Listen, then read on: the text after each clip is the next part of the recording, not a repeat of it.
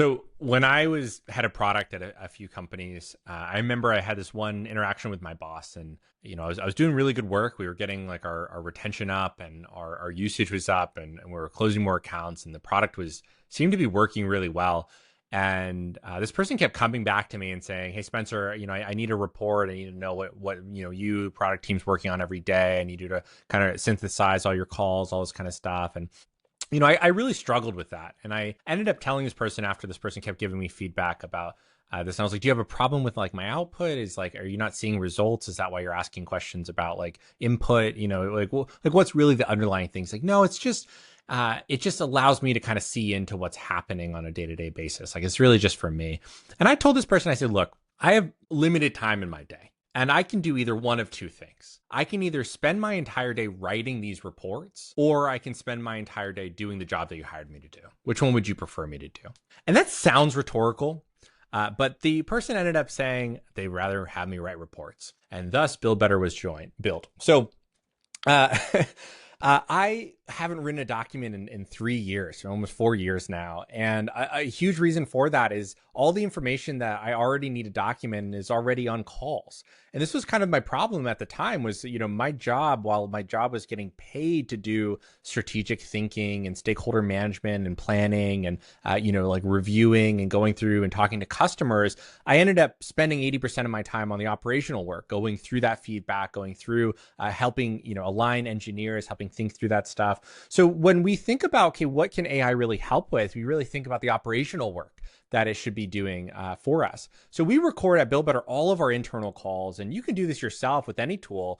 Zoom and Google Meets, a lot of them have like these native recording tools. And then we, with Build Better, we automatically transcribe those. We automatically take out extractions. You can filter by topic, persona, person. Again, all this is privacy locked, so I'm not able to see into calls or data I shouldn't have access to. But from here, though, one of my favorite things is I can start looking at things like, okay, well, what were maybe some challenges over the last 7 days? Maybe over the last 30 days? Maybe over the last 6 months, what were some challenges? Maybe I want to understand what were some decisions that were made over the last X amount of days, or blockers from the team. Maybe there's a trend. Maybe every single time we work on something, there's a blocker on engineering, or a blocker in QA, or a blocker in something else inside the company. And to look over that from a 6-month period, and from a 1-day period, and from a 2-day period, it's really insightful and it's really helpful to see that. So getting those extractions from your internal meetings can really help write these reports. And then of course, there's also reports that we want about our sales calls,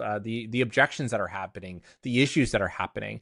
And the way to do this today is you can kind of take each transcript, upload that to ChatGPT and start asking questions. But there are tools like Build Better where it can synthesize and do this work for you automatically, much higher quality, much more robust, and obviously much more automatic. And we do this with agents. So we talked a little bit about agentic models and using agents, which is kind of like fact checks and verifies and only stops once it knows it has the right answer to the question. So we'll kind of go through that. So here, we have blockers, and I could add all these blockers. There's tons of these blockers, but I could add all these blockers to a folder and maybe label or tag it as blockers in Q1 or blockers in Q2 or whatever it might be. And I can, we automatically generate reports for you. So we have 5 different types of reports, from objections, from sales calls and onboarding calls, to feature requests, to customer issues, to blockers, to momentum. So all of these reports can be automatically generated over whenever you want. So you want it on Friday at 8 p.m. in your inbox, you got it. If you want it to be generated over 7 days or 180 days, you got that too. And then we go through and we generate these reports basically from your data. So this is a momentum report about how our team is doing from a momentum perspective. We have blockers, which kind of goes over what kind of blockers or critical issues are happening inside of the company over that time period. And then of course we have even things like feature requests. So what were the top feature requests? And we can categorize those by themes and pain points and issues like that.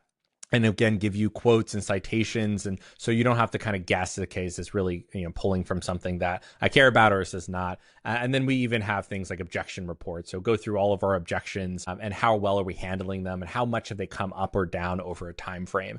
And I show you all this not to say, oh, wow, look at Build Better. I think it really highlights some of the work that these AI models are able to do if you can set them up properly. Whether you set it up yourself through projects and through demos, or you use tools like Build Better to kind of go through this data for you and start generating this work on the fly. And these are obviously done with thousands of data. You can go through 10,000 pieces of transcripts and get the same high quality result that you would if you just went through one transcript. So there's a lot of magic that you can kind of start creating if you figure out the right tools and you do things in different ways that you otherwise thought was impossible. I mean, the core concept of going through an objection report over thousands of hours of sales calls for you as a product organization to consume would have been otherwise impossible. And now me as a product org, I can say, here's the momentum of my team. This is the report over the last week about what we're working on, who we're working on. I can clean this up. I can chat with it. I can edit it, but it really helps you kind of get started in that way. There's also other tools that exist. There's tools like Relay, Zapier that allow you to do workflows with AI. Obviously, we're, as a product manager, I care a lot about workflows that relate to customer data and team data. So, because Build Better, HIPAA compliant and all this kind of stuff, I'm able to get all this data into one place and I'm able to kind of process through it and work through it much more easily. But you'll see here that I wanted to do all customer,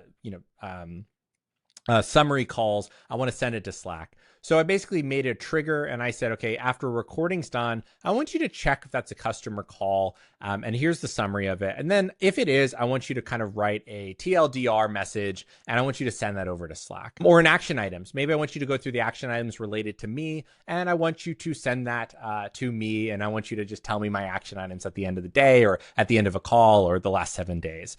You could also create your own reports. You could say, okay, I want you to go through all the bugs, the complaints, the competitive, the discovery, the ideas, the issues, the improvements, the objections, and I want you to answer this question. So this is kind of back to prompt engineering where I might have some idea about what I want, but again, it already knows what the company does. It knows what our features are. So I don't have to say pretend to be, or this is what our company does. I can give it some specifics about what I'm looking for, but I don't have to care about it that much. And I can even create conditional statements. So if I wanted to say, hey, we have a lot of data, and let's move this up to the other step. And I might want to do a conditional statement of, hey, yeah, I care about all the feedback, but return, is this feedback related to workflows or dashboards or whatever it might be. And then it'll only filter through that data. It's like, yes, this signal is related to this. No, this signal isn't related to this. And then it will send that to the AI prompting where you can then filter that and create a report. And then of course you can send that over to customer success or sales or whatever it was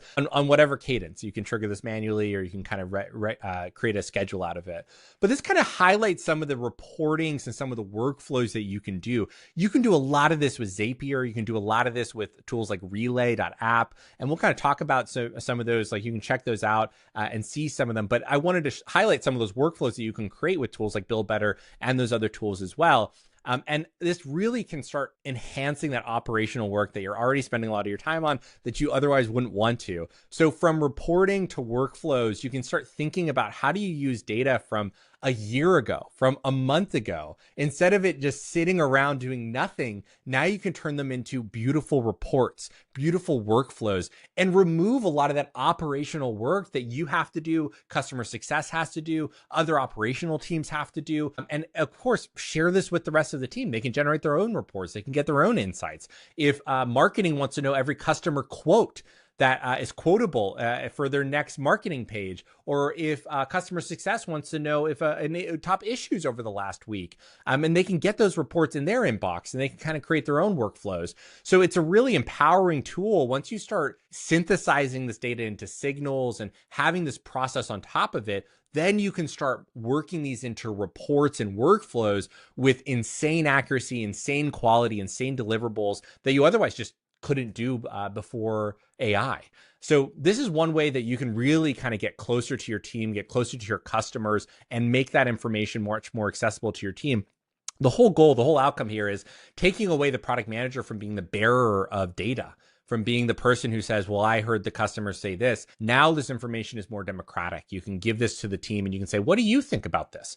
What do you think about what the customer is saying? What do you think about the blockers that keep coming up on engineering calls? It's not my opinion. It's not my viewpoint that this is a blocker. This is what we're seeing as a trend. This is what data, it's coming out as coming up 5 or 10 different times every week. So is that important? Do we care about this? And of course, if you start integrating integrating this data with more things, like you integrate your CRM, you can start filtering by specific personas. Okay, I only want customers who are of this value, or I only want to hear feedback or get a report of customers who fit this criteria. So you can start creating these conditional reports and these conditional workflows where I want to report at the end of every day about the top customer issues who fit this criteria. Or I want to know if anyone talks about a project I'm working on and they're blocked on it. So you can start thinking about, wow, like that really frees up a lot of the operational time that I'm spending working with my team. So I can talk to customers, I can work with stakeholders, I can think about strategy, I can think about planning.